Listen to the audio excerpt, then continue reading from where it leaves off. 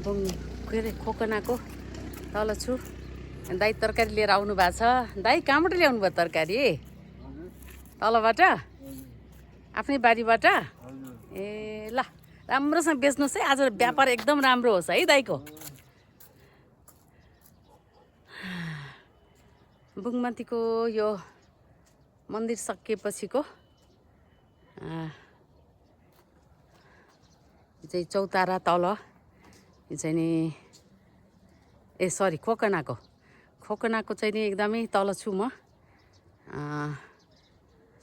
यो चाहिँ नि पर देखेको पूर्णागिरीको चन्द्रगिरीको डाँडो हेर्नु त तल बागमती नदी बगेर आउँछ। त्यसले गर्दाखेरि बागमतीले गर्दाखेरि के पनि देखिँदैन। पुरा बादल टन्न बादल बनेर माथि जाँदैछ। नजिकै यस्तो राम्रो सुन्दर खोकनाको तल्लो छेउ यस्तो राम्रो छ। यहाँ स्कुल छ। स्कुलको यो चाहिँ नि रुद्राणी स्कुल हो। रुद्राणी मन्दिरको तल जाने बाटो हो यो। यस्तो छ रुद्राणी स्कुल छ यहाँनेर। तर यहीँ छेउमा के पनि देखिँदैन। जब कि त्यहाँ यति धेरै घरहरू छ होइन। पारी डाँडामा देख्न सकिन्छ धेरै कुराहरू छ। तर मजाको चिसो छ। आज पुसको 27 गते पृथ्वी जयन्तीको बिदा।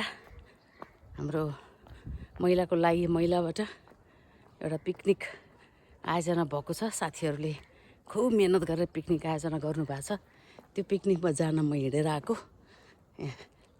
यो रुद्राबाट तल झर्ने बाटो हो यो। बाटो चाहिँ एकदम राम्रो छ। यो सानो पार्क हो। अलिकति रुख बिरुवाहरू सानो जङ्गल छ यो। केही देखिँदैन पुरा। ल यस्तो हेर्नलाई यो टाढा जानै पर्दैन। म आधा घन्टा पनि भएको छैन हिँडेको। तर यस्तो मजाको सिन देख्न पाइन्छ यहाँ। ल केही पनि देखिँदैन।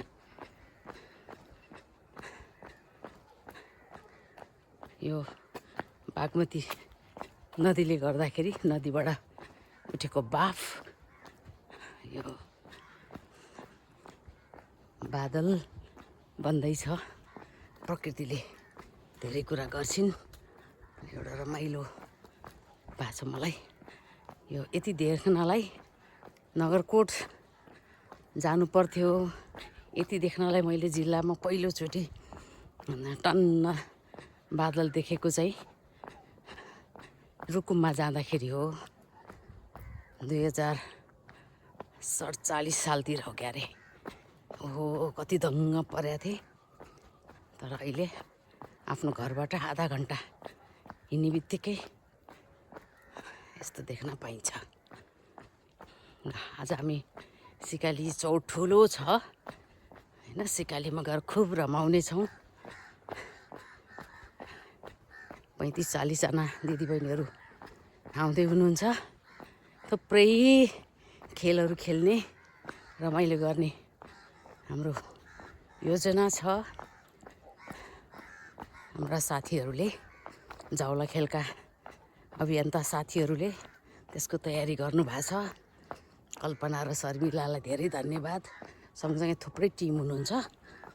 तर मेनली उहाँहरूले जिम्मा लिएर खट्नु भएको हुनाले म उहाँहरूलाई धन्यवाद भन्दैछु। हेर्नु यहाँ वन छ सानो। यति रमाइलो वन छ यो। बिरुवाले वास्तवमा मान्छेलाई थेरापी गर्छ। सल्लाहको बिरुवा त अझै राम्रो भन्दो रहेछ। त्यसले गर्दाखेरि मलाई पनि वन त्यत्तिकै मनपर्छ। ओहो कति राम्रो। यो त पार्टी बनेछ यहाँ। गजब राम्रो पार्टी बनेछ। आहा कति सुन्दर कति सुन्दर। यो हाम्रो जुन आफ्नोपन छ नि यस्तो रमाइलो भाइब दिन्छ यसले। सँगै यहाँ इनार कुवा के थियो क्यारे त्यो पनि बन्दै रहेछ, धारा बन्दै रहेछ, ढुङ्गे धारा बन्दै रहेछ, सानो पोखरी पनि बन्दै रहेछ। यो हामी हिँड्दाखेरि देख्दैन थियो, यसलाई यादै गर्दैन थियौँ, यस्तो राम्रो बन्दै रहेछ। यहाँ देख्न सकिन्छ छेउछेउमा यो कलेज पढ्दाखेरि यो चाहिँ नि हामीले मङ्सिरमै देख्ने तुसार हो। कलेज पढ्दा पदमकन्यामा पढेको म पद्मकन्या जाँदाखेरि हामी कार्तिक मङ्सिरमै यो तुसारो देख्थ्यौँ। यसरी सेतै हुन्थ्यो, त्यसमा टेकेर हिँड्थ्यौँ हामी, चरङ चरङ आवाज आउँथ्यो। यस्तो तुसारो छ यहाँ। यहाँ आएपछि देख्न पाइयो, नत्र भने अस्ति उसमा देखिएको थियो तुसारो। पातैहरू जमेको जस्तो भएको छ। यसो बिहान अल्छी नमानिकन बाहिर निस्क्यो भने धेरै कुरा हेर्न पाइन्छ। बडो मलाई मजा आउँछ। म चाहिँ बाहना खोज्छु, त्यसमाथि पनि हात चाहिँ मजाले चिसो भयो। मैले पन्जा खोलेको हात चाहिँ कठाङ्ग्रिँदैछ, किनभने चिसो राम्रै छ। टेम्परेचर कति छ यो पक्कै पनि 2 को आसपासमा हुनुपर्छ। यहाँको टेम्परेचर अझ लो होला। यो चाहिँ नि सिकाली जाने बाटो हो। यहाँ धेरै कुराहरू हुँदैछ, काम भइरहेछ, बन्दैछ बाटोहरू। यहाँ हाम्रो साथीसँगै कलेजमा पढेको, महानगरपालिकामा काम गरेको ज्ञान भक्त भाइको रिसोर्ट छ यहाँनिर। यो रिसोर्टमा गएर पनि हामी रमाइसक्यौँ, पिकनिक मनायौँ हामीले। योगको साथीहरू गएर ल तुसारो आफूलाई सबै प्रोटेक्ट गर्ने चिजहरू लगाएर सायद यो हेर्नुपर्छ जस्तो लाग्छ मलाई। यस्तो कहाँ पाउने यस्तो। अब अहिले खेतबारीमा केही छैन। सडक सिकाली जाने सडक चाहिँ धुनधानले बन्ने तर्खरमा छ। साह्रै गाह्रो थियो। एकदमै प्रख्यात सिकाली मन्दिरमा आज हाम्रो पिकनिक, ठुलो चौर छ त्यहाँ पिकनिक हुँदै हो। त्यहाँ पिकनिक गर्नु भनेको आज त्यसमाथि पनि आइतबार कोही हुँदैन। कोही भनेको मतलब एकदम कम मान्छे हुन्छ। शनिबार त त्यहाँ पिकनिक जानै सकिँदैन, चारैतिर मान्छेको भिड स्पिकर भएको हुनाले आजको दिन हामीले छनौट गऱ्यौँ, किनभने खुब चौरमा रमाउने हरियो चौरमा भनेर। त्यसो हामीले आजको दिन छानेर रमाउनु खोजिरहेको। यहाँ वरिपरि तेल मिल भेटाउन सकिन्छ, तरकारी खेती भेट्न सकिन्छ, धेरै कुराहरू यहाँ आएपछि भेट्न सकिन्छ। यहाँ ठुलो फार्म छ एउटा, तरकारीको भयङ्कर ठुलो फार्म। सायद 150-200 रोपनीमा गरेको होला त्यो। त्यहाँबाट राम्रो एकजना एग्रिकल्चर पढेकैले गरिराख्नु भएको छ। नाम त उहाँको अहिले मैले बिर्सेँ। राम्रो कुराकानी भएको थियो उहाँसँग। ल के पनि देख्दैनौँ हामी, यस्तो रमाइलो छ, के पनि देख्दैनौँ। ल हेर्नु त, यसमा हिँड्दाको मजै अर्को। मलाई त खुब रमाइलो लागिरहेछ।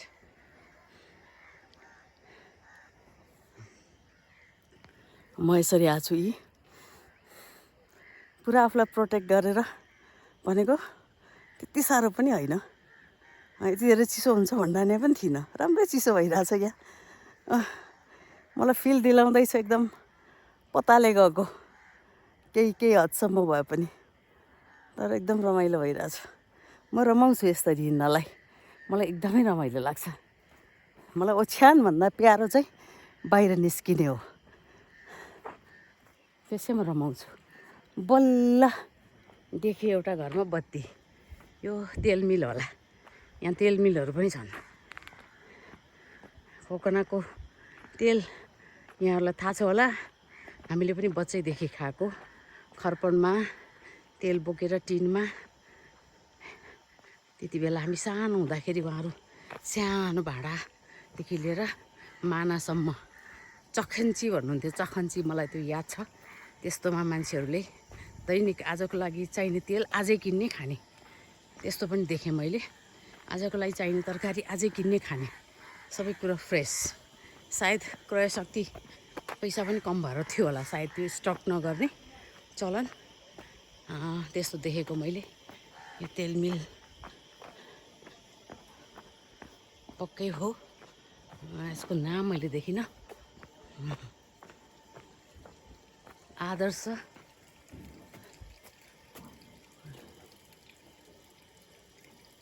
यो के हो रहेछ? ए यो त होइन रहेछ क्या अरे। तरकारी खेती देखियो। अब देख्न सकिन्छ यहाँ तरकारी खेतीहरू। पहिला यो सिकाले आउँदाखेरि पुरा के पनि थिएन यहाँ, पुरै खेतबारी मात्रै हो, खालि धान हुन्थ्यो, अरू के हुन्थ्यो क्या अरे, मकै सकै। अहिले चाहिँ हामी तरकारी खेती मजाले देख्न मिल्छ, देख्न सक्छौँ यहाँ धेरै कुराहरू। कुखुरा फार्म चाहिँ त्यति धेरै छैन यहाँ, तरकारी फार्म चाहिँ राम्रो छ।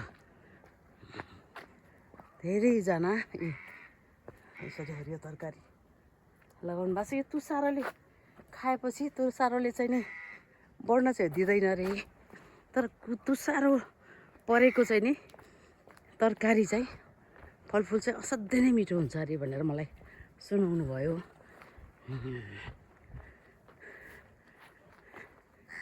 यो गाउँघरमा जस्तो दाउराको जोहो हेर्न सकिन्छ यहाँ।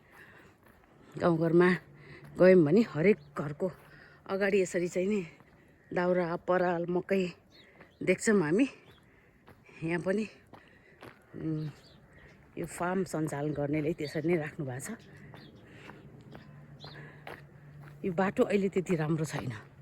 यहाँबाट सिकालीमा लाग्ने मेला जुन पूजा छ असोज महिनामा, मेन नवरात्रिकै टाइम पारेर हुन्छ, त्यो बेलामा गजब हुन्छ यहाँ। र यही बाटो प्रयोग गरेर उहाँहरू हिँड्नुहुन्छ। पुरा भगवानको गेटअपमा सुस्तानी पढेको यो बाटोमा देउताहरू हिँड्दाखेरि यहाँ देउता नै भनेर गणहरू भनेर चाहिँ नि पुरै एकदम त्यो गेटअपमा हुन्छ। त्यो चाहिँ नि मैले यहाँ यो बाटोबाट लग्दै गर्दाखेरि खुब हेरेको छु दिनभरि बसेर। पुरै स्वस्थानीमा जे लेखिया छ जस्तो वर्णन गरिन्छ गेटअपहरूको त्यस्तै खालको चाहिँ नि पुरै त्यो समयमा बाँचेको जस्तो फिल गराउँछ त्यो सिकाली जात्रा हेऱ्यो भने। त्यसले गर्दा मलाई पुरानो चिजहरू, पुरानो परम्परा, पुरानो संस्कृति हेर्न मनपर्छ। त्यही भएर म हरेक ठाउँमा पाएसम्म पुग्छु। यहाँ पनि यसरी यो सायद गुम्बा के हो ठ्याक्कै मलाई थाहा छैन, जस हेर्दा कति राम्रो छ। त्यही भएर अहिले बाटो चाहिँ यस्तो छ, बिस्तारै बाटो पक्कै पनि राम्रो बन्छ। हेर्नुहोस्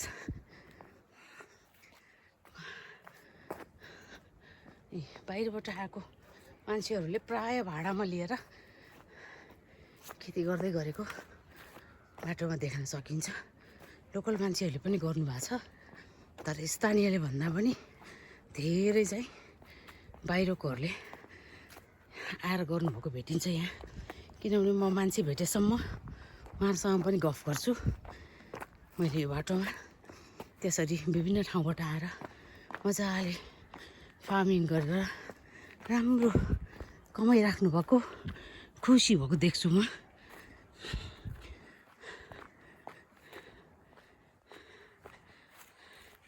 ल धन्यवाद यहाँहरूले यो हेरेर रमाउनु हुनेछ, सिकालीको विषयमा केही बुझ्नुहुनेछ, बाटो देख्नुभयो आउनुहुनेछ भनेर मैले यो सानो भिडियो बनाएँ। Thank you so much. आफू रमाएको हुनाले आफूलाई रमाइलो लागेको चिज चाहिँ अरूलाई पनि सेयर गरौँ हुन्छ मलाई, त्यही भएर मैले यो सेयर गरेँ। अब हात निकै नै चिसो भयो पन्जा खोलेपछि, त्यसले गर्दाखेरि म यहाँहरूसँग बिदा माग्छु। आउनु होला, सिकाली घुम्नु होला, यहाँको संस्कृति, यहाँको चाड, यहाँको जात्रा हेर्नु होला। दसैँ ताका हुन्छ, नवरात्रि सुरु हुने बेलामा ठ्याक्कै हुन्छ उहाँहरू दसैँ मान्नु नयाँ दसैँभन्दा अगाडि नै दसैँको टिका लगाइदिएन भन्ने बुझेको छु मैले। त्योभन्दा अगाडि नै जमरा राखिँदैन, त्योभन्दा अगाडि नै सायद फुलपातीभन्दा अगाडि नै यहाँको जात्रा सकिन्छ पनि। 8-10 दिन 10-15 दिन कतिको हुन्छ मैले अहिले सबै कुराहरू सम्झेको छैन। मैले धेरै कुरा सोधेको त थिएँ तर अहिले मलाई सबै कुरा याद चाहिँ छैन। त्यस भएर यहाँहरूलाई फेरि पनि भने यहाँको जात्रा हेर्न आउनुहोस्, यो रमाइलो थाहा पाउन आउनुहोस्। यस्तो चिसो छ, चिसोमा अब बिरामी भएकोहरूले त घुम्न नमिल्ला, साह्रै चिसो नै हिँड्न नमिल्नेहरूले हेर्नु त चन्द्रगाडीको डाँडो चन्द्रगिरी चलन छ। त्यो डाँडाबाट जुन जात्रा निकालिन्छ त्यहाँ सत्यदेवीकै कथा हो। अनि सत्यदेवीले सिकाली मन्दिरमा एउटा होम हुन्छ, होम कुण्डमा सतीदेवी हाम फालेको दृश्य पनि प्रस्तुत हुन्छ, त्यहाँ गरिन्छ। त्यो जात्राको एउटा पार्ट हो। त्यो गर्ने बेलामा ठ्याक्क त्यो चन्द्रगिरीको टाकुरामा चाहिँ चन्द्रगिरीको यतापट्टिको डाँडामा भने हो क्यारे र चाहिँ त्यहाँ ठ्याक्कै बादल आएर बस्छ अरे।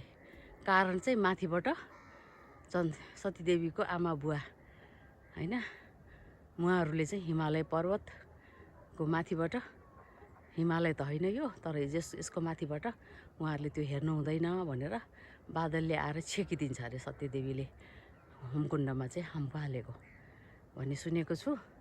त्यस भएर यस्तो चाहिँ नि कथा छ यो, यहाँ आएर पक्कै हेर्नुपर्छ है। Thank you so much.